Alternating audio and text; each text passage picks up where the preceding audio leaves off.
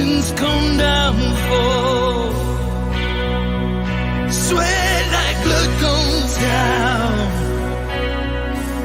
He clips a shadow now. The sun is gone and sorrows come where it slithers from. Jesus, I need you now. Free me of love somehow.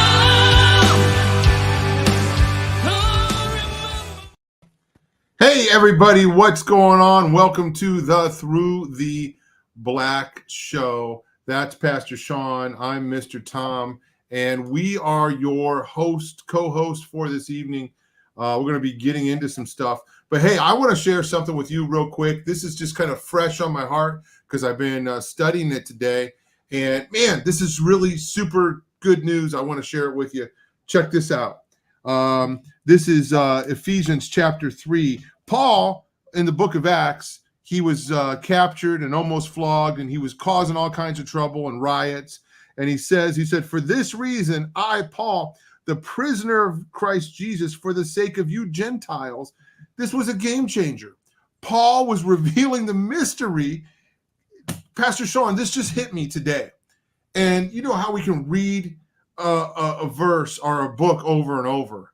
But I looked at it from a different view today, that the Jews were the ones that were waiting for the Messiah. Nobody else really had any hope.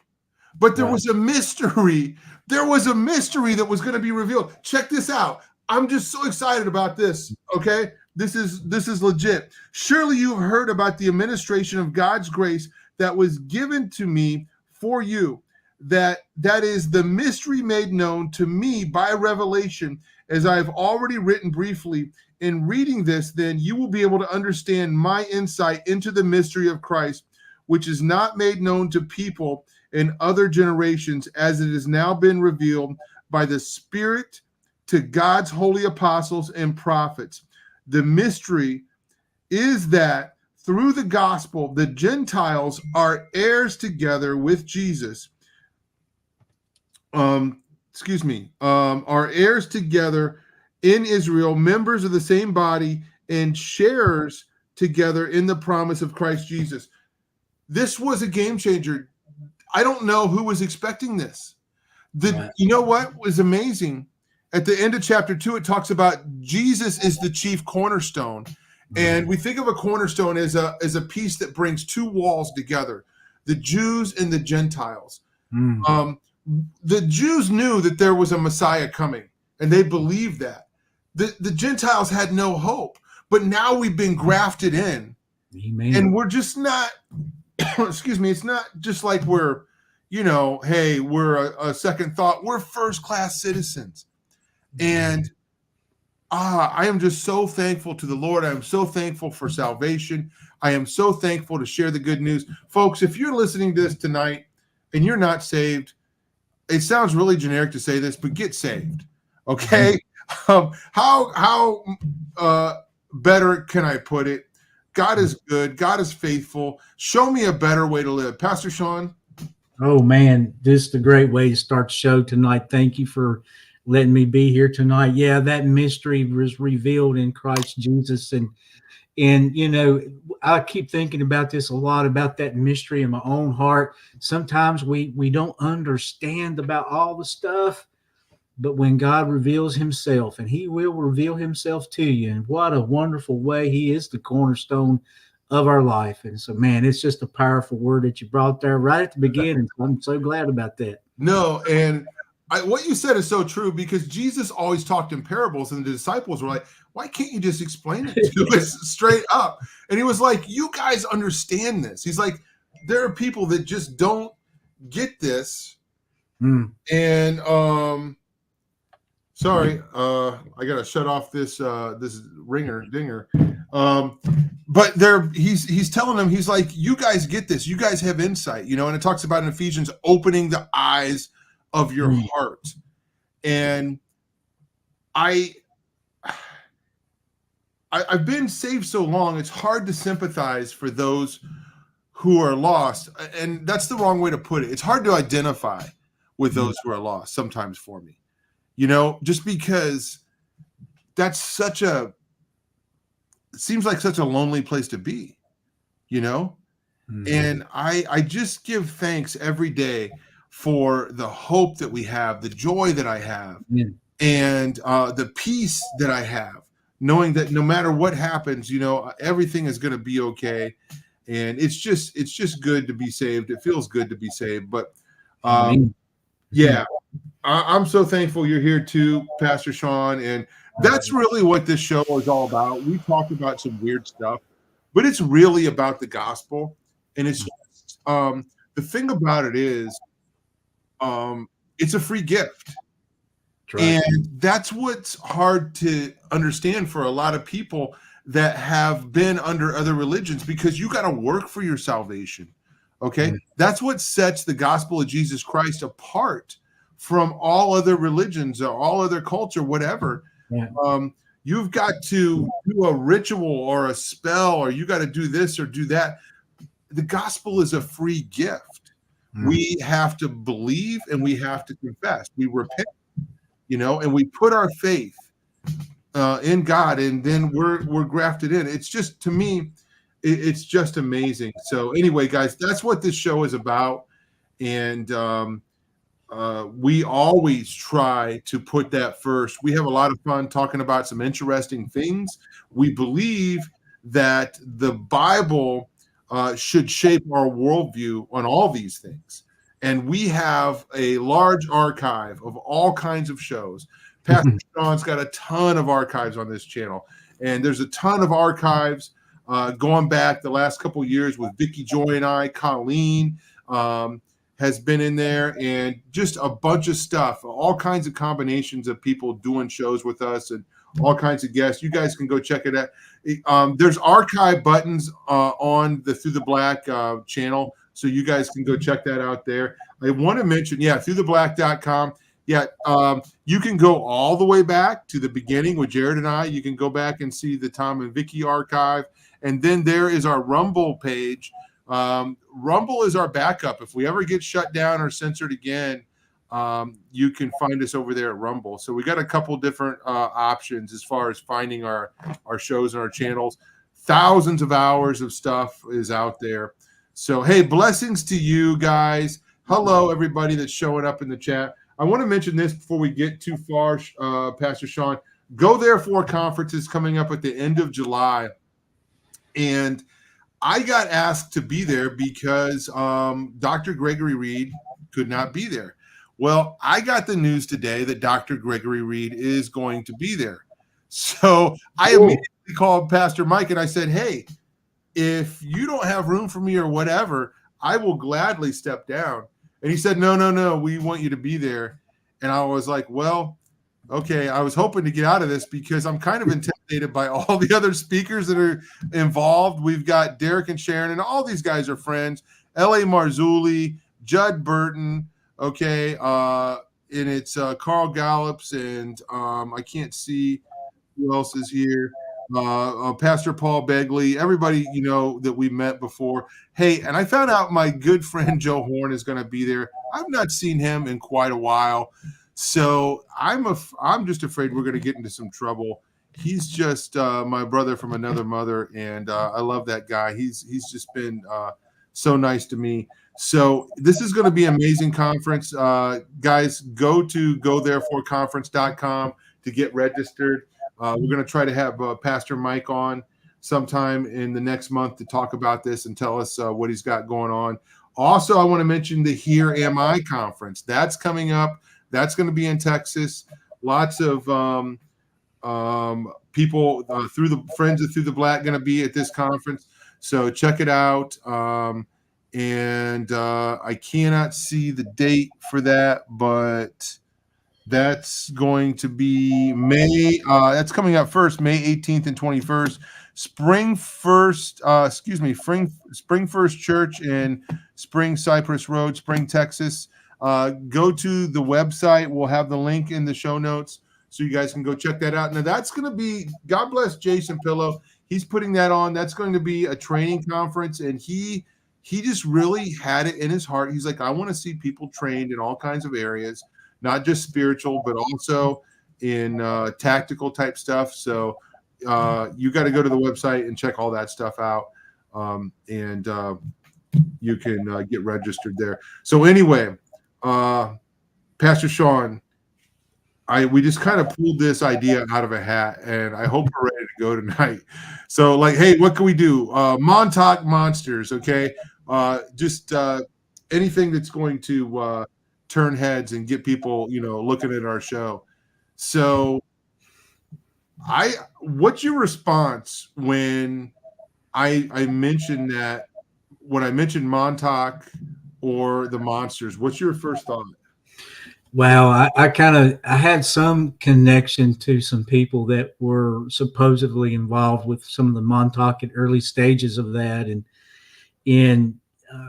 just listening to some of the stories that I've heard in the past about that. Just I believe there's a lot of real stuff happening there, but I also believe there's a lot of stuff that kind of came out that was kind of maybe out there, but there's some really freaky stuff going on out there, I believe, and true stuff happening. So yeah, well, I never heard of it until about probably 10 years ago.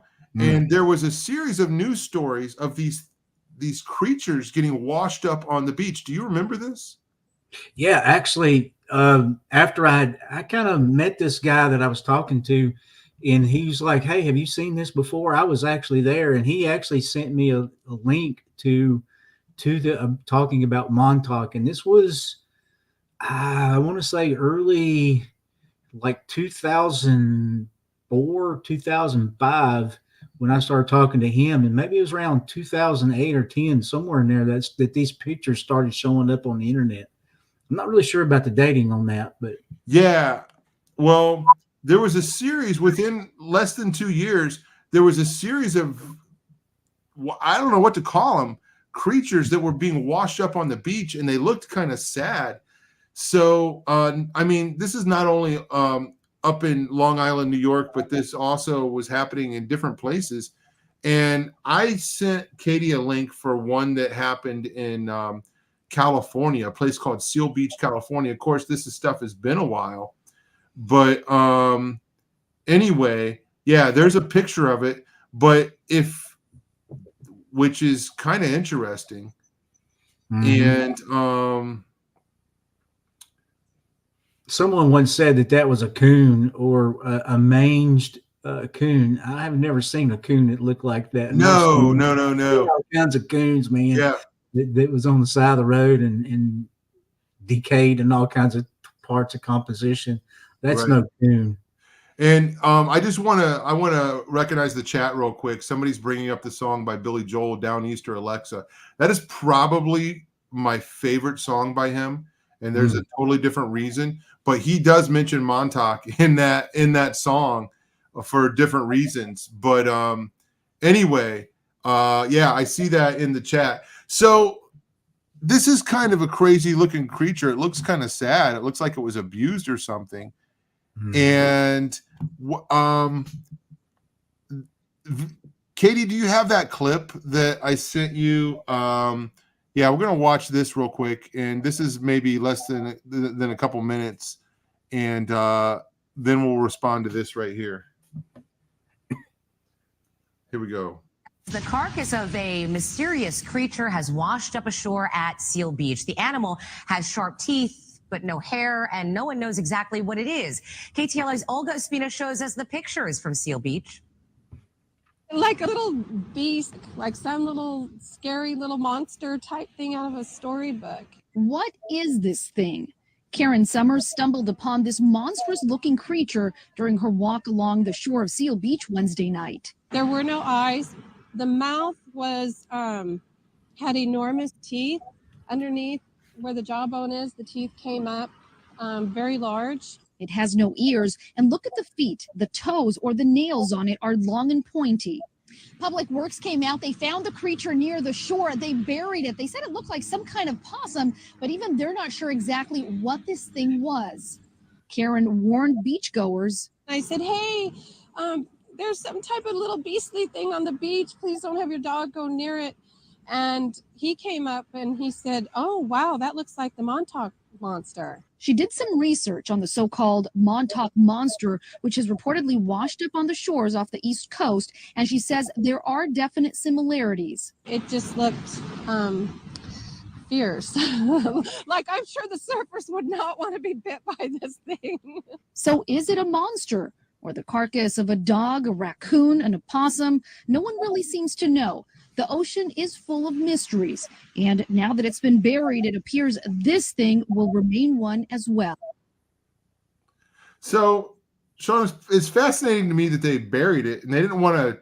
I mean, does this make any sense to you that they don't want to know like what's happening with this thing? Human beings have always like wanted to dissect and tear things apart and see how they're made and what they are. And I mean, somebody could get a Nobel Peace Prize if they discovered a new species of something. Yeah. So I watched a couple of these stories tonight, and there's a pattern I'm noticing. They just bury it on the beach. Like no curiosity about what it is. Let's like just bury this thing and, put it to rest.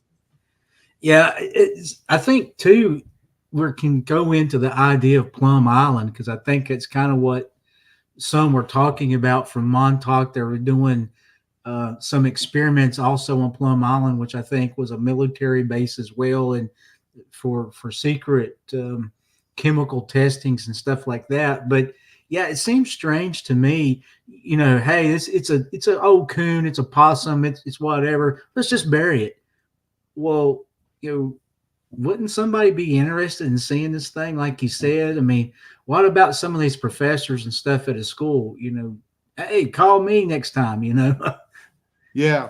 And I like what K-Beth said. It said they already know what it is. That's why they didn't have any interest in it, because one of their experiments got away, or floated away, and they're like, oh shoot, well, we already got 10 of those back at the lab. We don't need another one, just buried on the beach.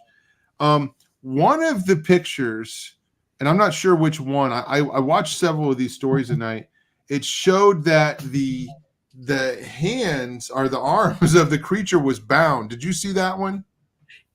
I have seen that one before. I think it was really weird. Like it had, like you said, it looked like it had strings and stuff. And I even think somebody said that they was caught in a net, but it didn't look like a net. It looked like it was tied. It looked like it was like some kind of a leather leash or something around its arms. So, I mean, fascinating stuff. I'm open to the idea that this is explainable. Okay. But I'm also very open to the idea that this is some kind of a crazy experiment that, some sociopathic scientists were playing with something in a lab, and it floated away or got away, or they tried to dispose of it and it came back. Maybe they tried to bury it at sea or something like that. I think it's interesting also to kind of think about, I think it was this last January that they actually came out and said that they were actually now able to clone certain mammals like the chimp that they've been working on in a different way than they had before. So who's to say that these are not test patterns for some type of cloning, hybridization kind of program that we know that they're trying to do out there? I mean, honest research, or I wouldn't call it honest, I guess. It was research, I guess. Yeah. Well, Pastor Shawn, I mean, we know that they take aborted babies and do experiments on them. We know that they, that they're trying to, sometimes they'll go to Congress and try to fight for the freedom to be able to do these studies, and they get turned down. So do you think that's going to stop? I mean, look at all the rules they're breaking, right? Yeah. I mean, they're breaking so many rules. Does anybody think they're going to follow the rule of you're not allowed to, manipulate DNA and do all these science experiments and torture these animals? So we already know they're doing all that stuff. What's going to stop them from crossing that line? Yeah, and it also kind of think about this when they doing these. Me and another guy got into a conversation the other day about this. what's happening to the mental, the spiritual concept, or the faculties of these type of experiments? What's happening to these, like, certain dogs and cats are bred to do certain things, and they're going to have certain temperament. If they're not only changing the physical body, they're going to be changing the aspects of this animal from a behavior standpoint. Mhm. So, it's very interesting. Like, why would you have something like what we just seen on the screen a while ago? Why would you keep it bound up? I mean, was there a reason? I mean, was it dangerous? Was it, just very interesting kind of concept to think about. No, that's a good point. The only thing I have to really go off of is science fiction movies. And when they do this in a science fiction movie, the animal's never a happy camper, right? Like he gets mad pretty easy, and then it never goes right, and he gets out of the cage or something, whether it's a gremlin or some kind of science experiment or something. It never goes well. There's something to be said about science fiction. There's they seem to know, okay, this is not going to go right if you try this or if you do this, or maybe they know.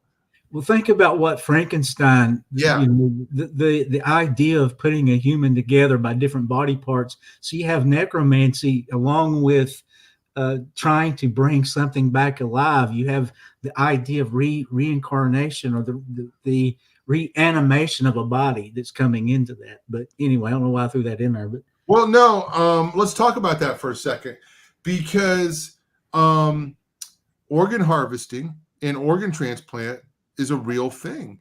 And there is a phenomenon known as organ memory, okay, where people will get a new heart, and then they'll suddenly have a craving for something they never had in their life. I've heard stories about people that had never drank beer, and then they got a craving for a specific type of beer and they never even drank beer, and they just couldn't quit drinking it. And they found out that the guy they got the heart from loved this type of beer. So there's something going on there more than just a inanimate heart that just knows how to beat, right? Right. There is DNA that is invading the rest of the body, and causing this. I mean, there's examples. It's called organ memory. Oh yeah. And it's been documented many times that this takes place. Yeah, I remember one of the stories of a guy that I was following in the Christian ministry. He was talking about getting a transplant of his own, and I'm trying to think of the guy's name. And if I'm telling the story, somebody may remember. But he had no musical talent whatsoever, and he got a new kidney in I think it was a kidney. But anyway, after a few months, he fell in love with classical music. And then one day he was somewhere and he saw a instrument laying on the table. He picked the instrument up and started playing it. Wow. And he done the research, and he found out that person that he got the kidney from actually played in the symphony before they died. There was a person in the symphony. So yeah, it's absolutely. Isn't that one thing that's amazing? Okay. I don't know what I think about that. Jehovah's Witness won't even take a blood transplant. Right. For I don't know what the reasons are. I wonder if they're even, I wonder if that's even on their radar. Do you know the verse that they refer to? I think there is a verse. I can't remember. I know somebody in another ministry was talking about it here recently, but I can't remember the verse. Yeah. Caught me off guard on that one. Anyway, I mean, what about a blood transplant? What kind of an effect could that have? A blood transfusion, I mean. So I don't know. I know people who are not Jehovah's Witnesses, but I know people who will not take a blood transfusion because of that. Yeah. They're afraid of, not like the diseases, but they're afraid of other things coming in. But Well, it kind of makes me think twice, but I mean, I guess if you need one, you don't really have time to, to be choosy there. Now, here's a story that I've heard, and we're going on a couple rabbit trails here, but that's okay. I've heard that there are elites that carry their own blood around just so in case they need a blood transfusion in an emergency, they won't take anybody else's blood. So one of the people, that I heard does that, and I don't know if it's true or not. It's could be a rumor, is Al Gore. So he travels with however many bags of his own blood, around. So just in case he needs his blood, he's not going to take it from any of the peons. So anyway. Well, it makes sense. I mean, if you're not wanting to mix yourself with undesirables, I mean, that would make sense. Well, and we're kind of mentioning this tonight because these are the things that we know about. What do we not know about? What are they doing? I guarantee it's a lot. I guarantee there's a lot of stuff. These people have absolutely no moral compass, and they look at humans as just disposable, like a disposable lighter. Okay. And we have absolutely no value. So Francis Schaeffer talked about the old scientist that he researched, and was it Crick? Francis Crick. He talked about this scientist Crick, who admitted that humans need to be tinkered with. Okay. And he in his book, How Should We Then Live? He exposed this in the early, I guess maybe it was the late 70s. Okay. It's kind of crazy how accurate that book was. And especially the last couple chapters he predicted this is what they're going to do, and they're going to poison the water supply and all these things. So anyway, these are the things that we know about. What do we not know about? Well, I don't know what that thing is that washed up in New York, and there were several other ones around the same time. When I think of Montauk, that was my introduction to Montauk.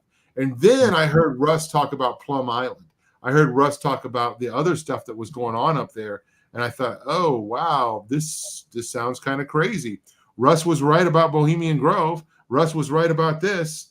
Maybe he knows something about what's going on up there. For years, we were supposed to go get a tour up there. We were supposed to go. We had all these stops we were going to go to in New York. We were going to go. Cool. That would have been cool with Russ. Yeah, that would have been really cool. We were close up there at a conference one time, and the only thing we got to do was go to Amityville. But we were at the middle of the island, and Montauk was all the way up at the other end. But we were supposed to go see a couple other places. There's a documentary made about New York. I forget what the name of. There's another island in New York where Cropsey, the documentary Cropsey, took place. Oh yeah. I can't remember the name of it, but there was connections to the Son of Sam and all that stuff. But is it Maury Perry that wrote the book about New York, or am I getting it mixed up? I'm not sure. Yeah, Maury.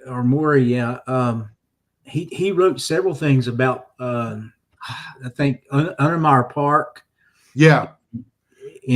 Russ said that, Shawn. We were going to go to Ottermeyer Park, and Maury Terry was going to give us the tour. So, these are things that did not happen in my life. So, we're not supposed to talk about it until afterwards. Well, it never did happen. So, yeah, my first thing with Montauk was kind of the idea of that big tower. You see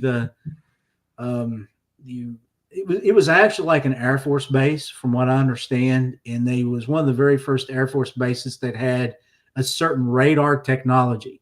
Now, understand that radar technology is putting out certain waves. Yeah, that's it.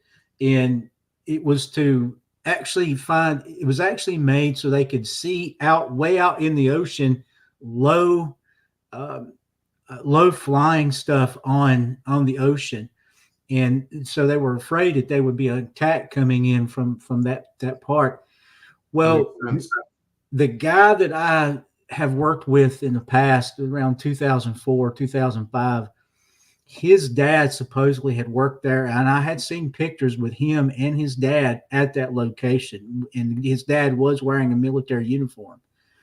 And he talked about, and this was what's weird. He talked about the idea of Stranger Things, and he was telling me this back in 2004 and five that his dad would come home and tell him stories that they would turn that antenna towards the town. That there's a little town out there next to that place, and they would put hidden messages with inside. They were seeking and training different ways to influence people with that radar as well, and they would put certain messages with inside of that radio transmission, that radar transmission, that the whatever that's called. I don't know a whole lot about it.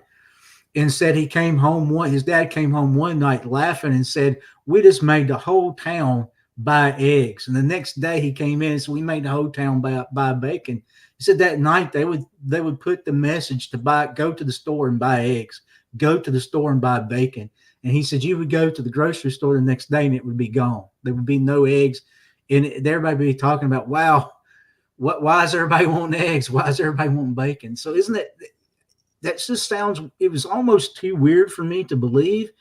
But then you start thinking about it and start listening to some of the other stories. It makes a lot of sense.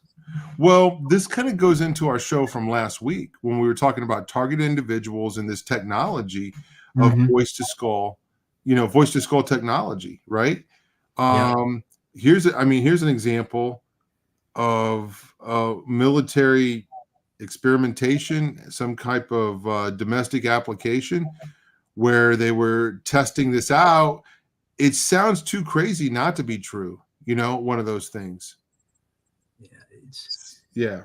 I know it got kind of crazy when I'm trying to look at my notes here. Billick and Preston Nichols and Al Billick and all these folks wrote a couple of books and started talking about it. And that's kind of where the show Stranger Things kind of come from. But I know several researchers like Jacques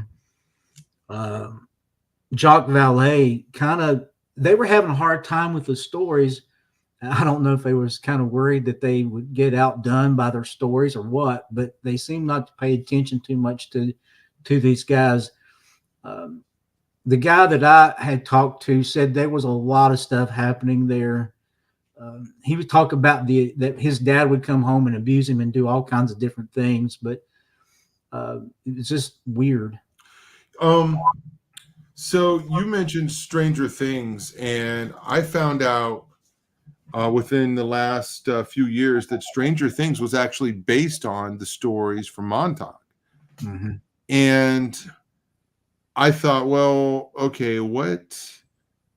I was familiar with Stranger Things. I was a late bloomer in that. I didn't. There was too much hype, and I wasn't interested. So it took me 2 years to watch that. When I did, I was like, wow, this was done really well. And when I was watching it the first time, I was watching it with my wife, and I kept pausing it. And I'm like, are you kidding me? And I said, I already made this movie. Okay, it's called Detestable. Right. Like there were things in the show Stranger Things that I covered in my movie that that came out before that. But it was, and the thing about the film Detestable, it was not based on Montauk, right? It was other stories. Okay, of course I'm talking about especially the story of Kim. For anybody, I've got this is the DVD. If anybody wants to know what I'm talking about, you can find the link on the website. The name of the film is Detestable. This is first movie I made. I guess it's been 8 years ago now. So, man, I can't believe it was 8 years ago. Jeez, that's crazy. So anyway, when I made the movie Detestable, I wasn't going to include anything in the first film that I made about mind control, but I couldn't separate it. It went hand in hand. And there was a lot of people that have been mind controlled that had also experienced satanic ritual abuse. and had connections with that. And that was the case with what was going on with Kim from Canada in the film Detestable. In the outtakes, I think it was in the outtakes, I gave more. I just like I made some. I made another DVD, and I just want to put as much stuff out there. So I put extended interviews on it with stuff that wouldn't fit in the film. And Kim talked about her mother a little bit more. And so I'll tell this story, and this is on the bonus DVD. But Kim had experienced a lot of abuse from her mom growing up.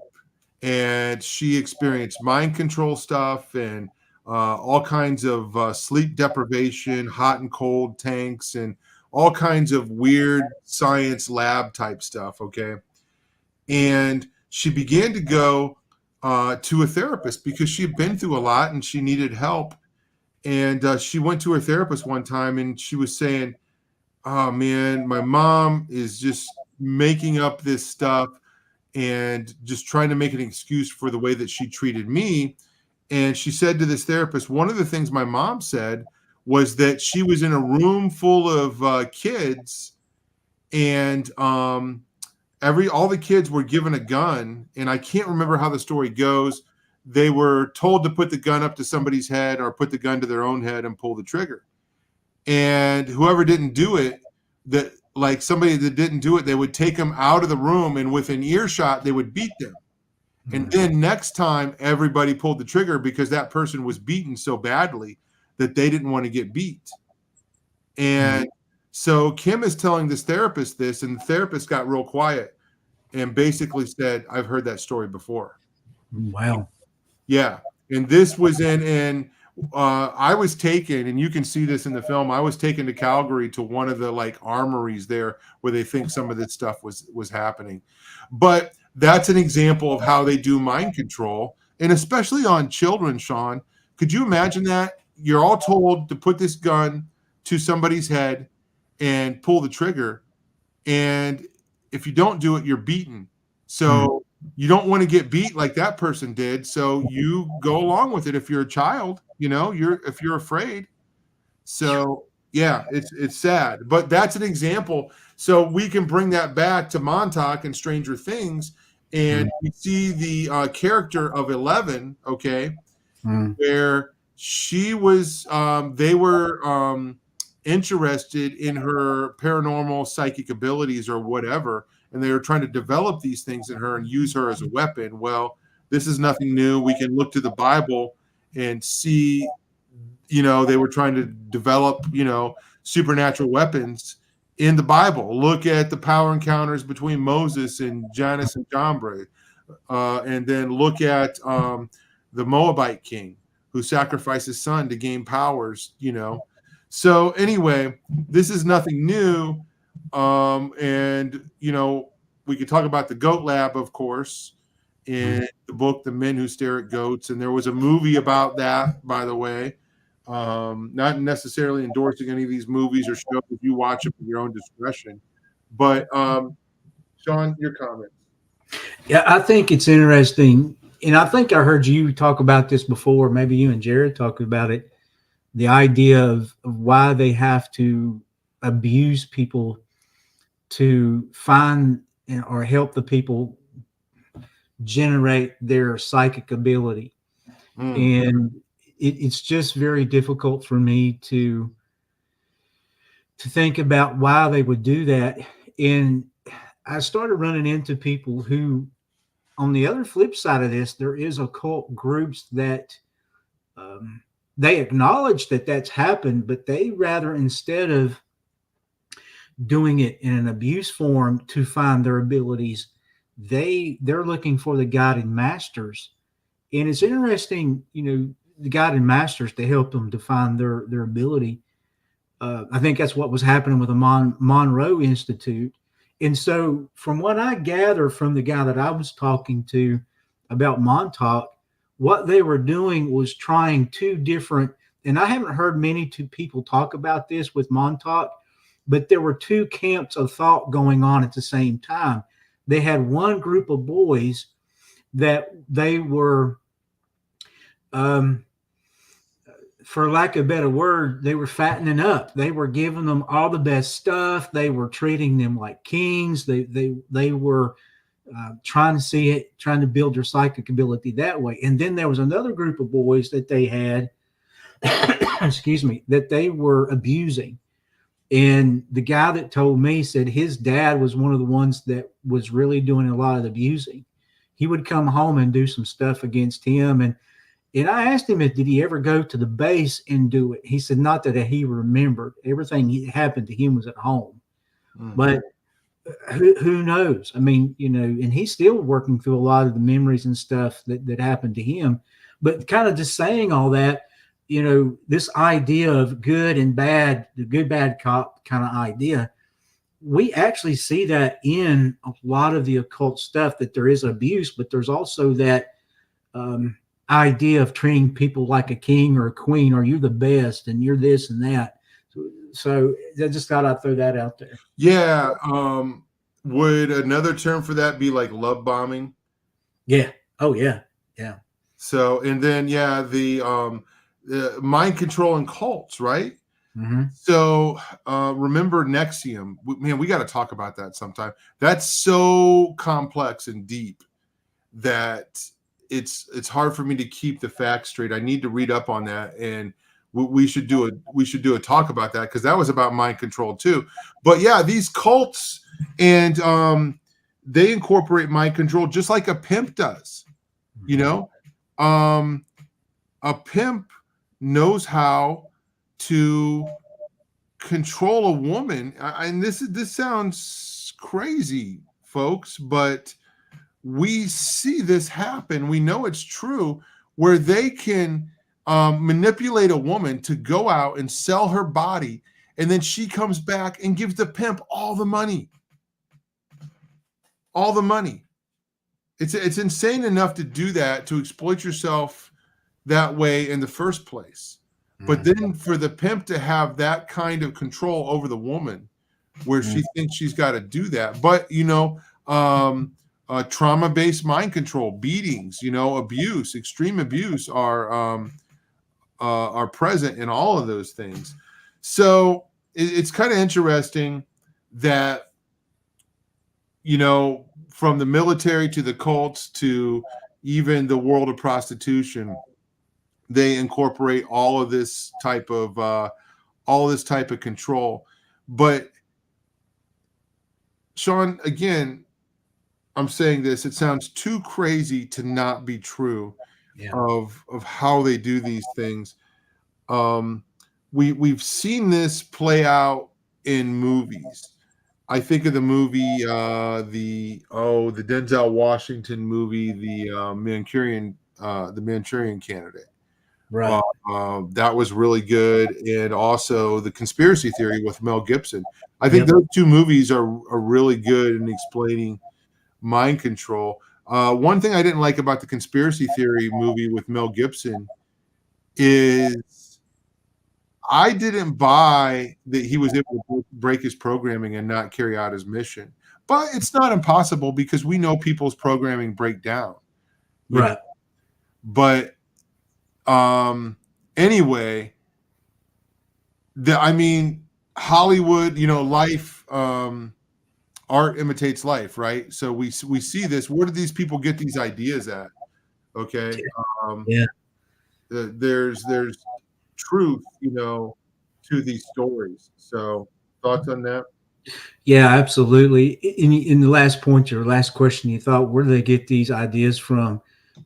As I kind of study back, and as I listened to Russ and then what he was talking about, you keep going back, not just to the Nazis, but you keep going back even in ancient times. And you even mentioned it. I mean, you have the idea of a king in the Old Testament who's losing a battle to Israel, and he steps upon the wall, he calls his son, and he sacrifices his son so the battle would turn.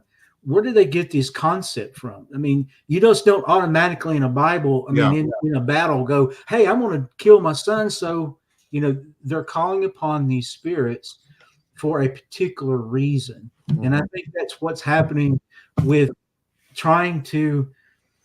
I think it was Watchman Nee that said at the end of, he made this kind of prophecy there, and a lot of people don't like Watchman Nee, but he talked about the idea at the end of the age that Satan would try to trick man into believing he has all these mental abilities, and yet we have X-Men. We got this whole idea of split personalities coming out in all kinds of movies now. I mean, it's just really interesting that all those ideas are about humans having more power. Yeah. I was going to ask you, I don't know how many of the Marvel movies that you've seen. I watched them all up until the Endgame movie, and then we kind of lost interest after that. But that's saying it's fascinating to me when, I mean, look at the very first movie, the movie Captain America. It's not the first movie, but it was chronologically it was, okay? And it was he was a super soldier, right? Right. First place I heard of super soldier was from Russ Dizdar. Right. Okay. And I remember in one of the movies they're talking, they got this Quicksilver dude who's going around, and it's surprising the Avengers, and they called him an enhanced. Well, that's just, I heard that from Russ. Okay. He talked about enhanced individuals, and the military is looking for ways to enhance our soldiers so they can be stronger, so they can be faster, so they can fight longer, so they can do things in the field, that, they can go longer in the field with, out breaks or whatever. And I don't know. I wonder how, let me put it this way. I wonder how necessary some of that stuff is as we move into this new age of warfare, where it seems like they've got machines and drones to do all this stuff. We still need soldiers on the ground, but as technology advances, I mean, dude, it just means more dead humans and more carnage. Well, I'm thinking, maybe they won't use as many humans to hurt in the process, but didn't they just have two jets fight? Both had human pilots in, but one was actually a AI system running the plane, and the human was just there to cut it down in case something went wrong. And they actually had their first dog fight recorded in history between a computer and a human, and they would not release who won, but that happened a few months ago, I think, and the United States military did it. Well, I wonder why they wouldn't release who won. Well, I think it's probably obvious, but yeah, you got something that will make certain decisions twice as quick. Well, I'll tell you, I can't beat the computer at chess. I'm not like a really great chess player, but I can play pretty good. I used to be able to, but I was watching Space Odyssey last night for I've been taking notes on it. 2001: Space Odyssey, Kubrick. Really? I know we're getting off the topic here, but not really, because Kubrick was talking about this. I don't know when that movie was released, but I was sitting there thinking 1968 or 9. Something like that. Yeah. Man, he's hitting a lot of stuff that's happening right now. When he's talking, Dave is talking to Hal, the computer, and Dave is realizing this computer, there's something going on. Yeah. Beyond. And it's kind of creepy when you start realizing that can actually really happen today. So, that movie is really creepy. I watched it within the last year, and we were going to do a show on it. Vicky Joy and I, and we were going to bring in our friend Ashley, and it just didn't happen. One of them didn't watch the movie or whatever, but when I saw that movie again, it'd been years since I've seen it, and I'm like, oh my goodness, wow, how did he know this stuff? Yeah. And especially that stuff at the end where the computer turned on him. Mm-hmm. It's fascinating. Somebody brought up, it's interesting that these monoliths, these large monoliths, look a lot like a phone when it's, you know what I'm saying? Yep. It's like a big black stone monolith. And anyway. Yeah, and I think it's one of the things was happening with Montauk. Eventually, now the guy that I was talked to never talked about time travel or anything really like that. But if you start reading the stories and accounts of Montauk, you start really getting into the idea of, I think it was Al Bielek. No, yeah, maybe it was Al that was supposed to be on a ship. The Arizona, was it that they done this test with trying to make it disappear and then reappear. Oh, you're talking about the Philadelphia experiment, or yeah. Okay, I actually have that written down in my notes. I wanted to get your comment on that. Now, there were like two movies or two stories: the Philadelphia experiment, and there was like another one, but I can't remember what the other one was. Yeah, see if I could read it here. I can't remember. I don't have it on my notes here. So, but go ahead. I heard years ago, listening to podcasts, I heard stories, and they were probably second or third hand testimonies about what went down with that battleship, you know, and the time travel. And it was really creepy. It sounded like it was credible. Not saying I believe it, but it just sounded like something that you couldn't make up. Like when this ship went through whatever the portal was and it came back, and the men were inside of the steel of the ship. Did you hear that part of the story? Yeah. It's really freaky story, and I've done some looking into it. And you know what's in kind of interesting to me is how it's connected to some of the people that today, and it's going to be a kind of I don't want to be a long diatribe here. You got Nikola Tesla, who is trying to deal with all kinds of different electricity. He was talking about doing wireless in his day, and he was actually going to do an experiment where he could talk to London, where he was at in New York. And he had supposedly had a technology that could shoot a plane down. At that time, they weren't able to shoot a plane down over the horizon, and he had a technology. It's supposedly when he died, they sent in a guy to look over, an engineer and a physicist, or I don't know exactly what he was, but they sent him in, and he worked for the government. Guess who he was? He was a Trump. He was a Trump. Yeah. He was a Trump. Okay. Yeah. I've heard this connection. Okay. And then he, within 2 to 3 years of that time, he goes in and reads Tesla's paper. He comes out and says, no, there's nothing in there. And then he quits the government and starts his own aerospace engineering company. Fascinating. Yeah. And then we start having a lot of these ideas coming out from the Philadelphia project, and that was coming out from Tesla was involved in some of that. Was it real? We don't. I mean, how can we prove it's real? I mean, it's a hypothesis. It's speculation. But man, there's a lot of connections to today. And how many times, again, and I'm not trying to get into politics or anything, but how many times did we hear Trump during his presidency say, "Hey, my uncle told me," it was his uncle that did that. My uncle told me a lot of things about that. Yeah. You know, Pastor Shawn, sometimes I think we talk about this stuff just in case it's real and we're not caught off guard. You know what I mean? Yeah. Not saying that any of this is real, but just in case it is, we're not going to be caught off guard, you know? Well, I did a show the other night on my own channel talking about the integrity of what we do and how we need to be careful about how we talk about certain things.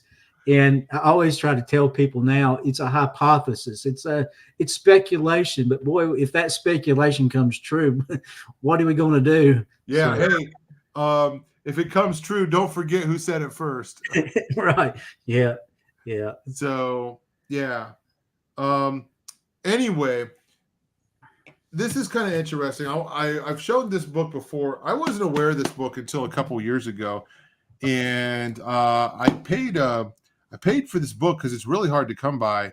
I actually spent like $60 on this book a couple years ago. It's called The Control of Candy Jones, and this is a story about a woman who started off in her adult life as somebody that would go and entertain the troops, okay, overseas. And she would sing and dance for them, just like you would think, you know, that they would send over celebrities like Bob Hope, okay? And long story short, well, she ends up marrying this guy who's like an Art Bell type guy in New York who does these shows about kind of like what we're doing right now.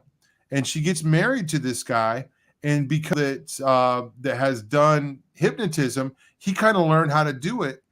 And her programming began to break down, and he was able to hypnotize her and find out what happened to her. So Candy Jones was used as a courier. She was used as someone that they would trigger, and they would they would like hypnotize her, put her under, and send her on a mission to deliver a message, and then she would come back and she would have lost time. Now, as far as a lot of the stories that we've heard, that's pretty innocent in comparison. Now, I am not by any means advocating, because this woman obviously was exploited and, bad things done to her. But usually men are used in some kind of espionage warfare. Women can be used that way too, but a lot of women are used in what's called sexpionage, okay? Right. Where they will go in to try to seduce somebody and get secrets out of them.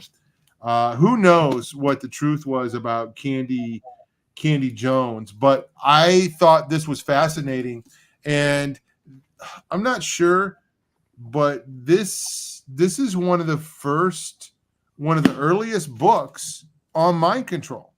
Okay. She would fly out to the West Coast, and she would go in to see a doctor, and this doctor was working for the government and would do this. Okay. So fascinating. So I want to bring up another book real quick here, Pastor. This book was recommended by Russ Dizdar, and it was really expensive. I thought it was. I couldn't afford it when I first started listening to Russ. It was like over $20, And I think I ended up getting a copy from him. And I saw he had 2 copies. I was like, "Hey, can I borrow that?" He's like, "No, you can have it." So I got a copy from Russ, and when I finally got the book, I read it through in just a few days. I remember we were on vacation somewhere, and my family was like swimming and stuff, and I'm just like reading this book, and here's a book about mind control and serial killers. It's called The Politics of Serial Murder, and the connections to serial killers, satanic cults, and the government. The notes in this book, I might be getting this mixed up with another book, but there's a bibliography in here that's pretty extensive. That's McGowan, right? Yeah. By the way, David McGowan, I wanted to get him for my film, Detestable, interview him, but I found out he was sick, so I thought I would just wait a little while, and he actually ended up passing away within a month. And I wouldn't have been able to interview him anyway, but he was on my list of people to get for the film. Anyway, just there's some resources out there for anybody that's interested in checking that stuff out.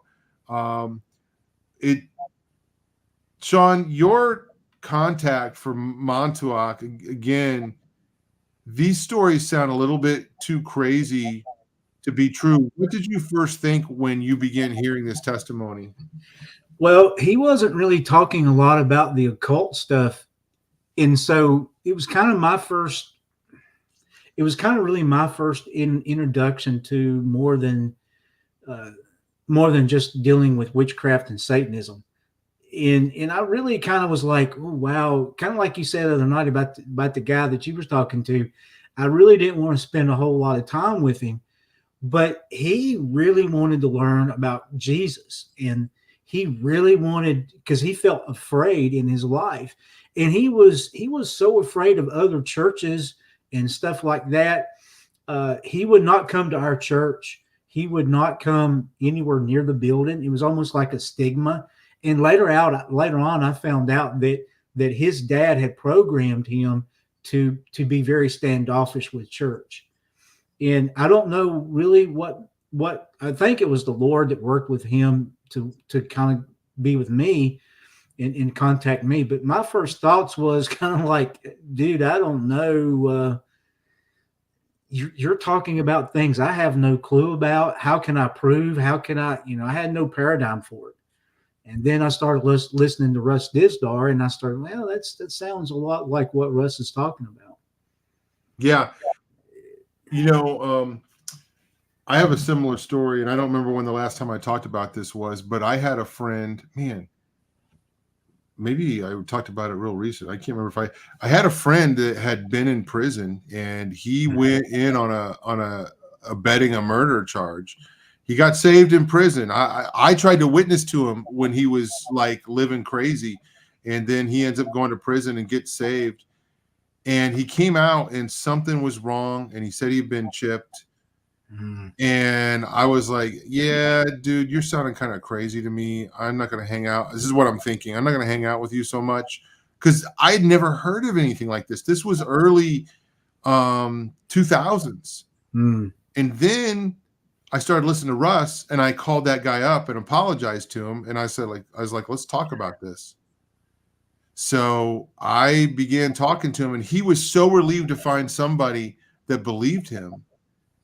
And he got real quiet and sad, and he's like, I don't know what happened. He said, but Jesus is bigger than this. And unfortunately, he passed away about 10 years ago. He passed away shortly after I reconnected with him.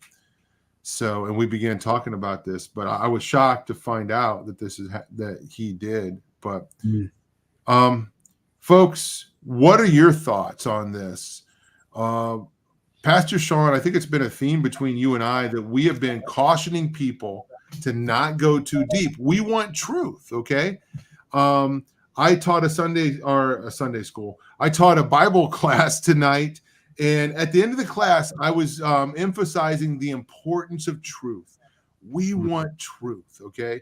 It's fun to speculate about this stuff, but unless we can verify it, then we got to be careful about what we tell other people. Okay. Now, when we have somebody come to us, we always say trust but verify, because they don't even know sometimes if it's true what happened to them. And they come to us and they're like, I don't know what's going on. I think I'm going crazy. Can you help me? And we try to help them prove what happened to them, and we try to help them get evidence and stuff. So anyway, but God is bigger than any of these things. And we talk about it just in case it is real. It's fascinating. And we believe that the Bible has the answer. Our worldview comes from the Bible. And I forget the verse, but it says, don't be surprised when strange things happen to you. Okay. Right. So, that's the world that we live in. We believe our default position is believing in the supernatural. We believe in the raising of the dead. We believe in walking on water. We believe in miracles. And these other things that we're talking about are supernatural, paranormal things. Okay. The dark side has their use, their reason for it. We know the truth. We know the Spirit of God and righteousness and holiness and all that is good and that counters all that. So anyway, folks, I want to mention one last thing. Hey, thank you everybody for hanging out with us. If by chance anybody in the Mansfield area is listening, come on out to the Freedom Ridge Church on Sunday morning. We're going to have a service, and it's really kind of cool. We're going to be doing a service on life. and I'm really praying about this because we're going to be presenting just some stuff to this church to challenge them to step up to the plate in the state of Ohio to defend life and to rescue babies. Okay. This goes right along with a lot of the things that we've been talking about the last few months. Okay. Of course, the No More Dead Babies campaign, that's still a website that we wrote, and you can get a free t-shirt there if you don't know about it. But on Sunday morning, my daughter is actually coming to help me do the service. And she's going to be making a presentation, and we're going to be challenging people to kind of step up. And here's the thing, folks, and I'll just give people a sneak peek real quick. Thank you for those who support us and support the pro-lifers and those missionaries. But the time has come where we need more than money. We're thankful for the support, the financial support, but we need people stepping up and next to us and having these conversations, whether it's at their workplace, whether it's in their church, whether it's wherever, and defending life. Because the handful of missionaries we have is just not enough. We need all Christians involved in this. So that's happening Sunday morning. And if you're in the area, come on out. It's going to be a really good service. I'm excited because I have my daughter and my son involved in this service. So it's a cool thing. But I just appreciate everybody giving us a like, a thumbs up, and subscribing. We're getting new subscribers all the time. And we are trying to put out the content and promote Jesus. John the Baptist said, I must decrease so that he can increase. Pastor Shawn, last word. Absolutely. I love that. I must decrease while he increases. And I think that's the biggest thing that I want to share. We talked about the Montauk tonight and in a lot of different things. Again, we talked about it last week too, about scary things. Just know that God's in control. God's on the throne. I preached that this past weekend, that God, Isaiah chapter 6, he's sitting on the throne. He's got the angels around him. They're singing about his holiness, and to realize that he is still in control. Though we walk through the valley of shadow of death, we will fear no evil, for he is with us. And so I think it's just so important. And just go out and support Tom there, and we'll kind of see you next week. Hey, guys, God bless everybody. We'll see you next time.